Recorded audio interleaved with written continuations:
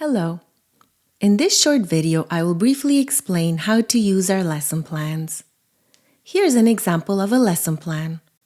The lessons are intended for teaching English to young children with a strong emphasis on oral communication as well as comprehension. This is the first step in language learning.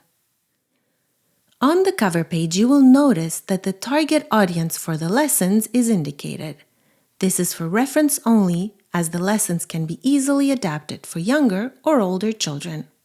A brief content summary and the number of lessons are also included. We offer courses for preschool children aged 2 to 5 and for groups of students aged 5 to 9.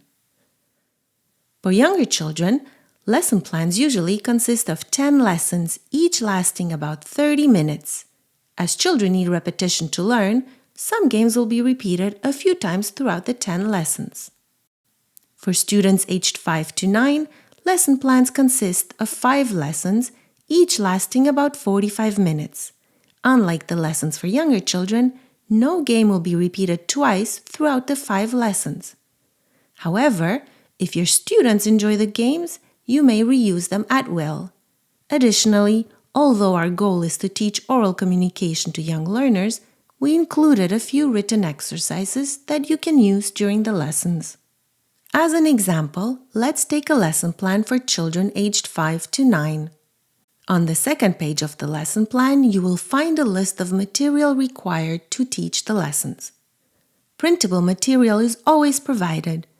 Any other required material which is not provided in our lesson plans will be easily accessible for everyone. The third page is the same in all lesson plans. It's simply a list of things to read to effectively use our lessons. It includes instructions for things to do before the lessons, explanations for the review period, and some useful tips to make teaching more engaging. Next, you have an introductory activity, which is the same in all of our lesson plans. You only use it if it's the first time you're teaching English to the children. It's meant to introduce yourself to the children and build their confidence. If this is not their first English lesson with you, you can skip the introduction and move straight to lesson number 1. Here's an example of a lesson. All lessons have the same structure. At the beginning of each lesson, you will see a detailed list of required material.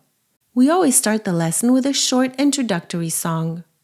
Then, we ask the students how they're doing, and we proceed with a review of some words which they've already learned in previous lessons.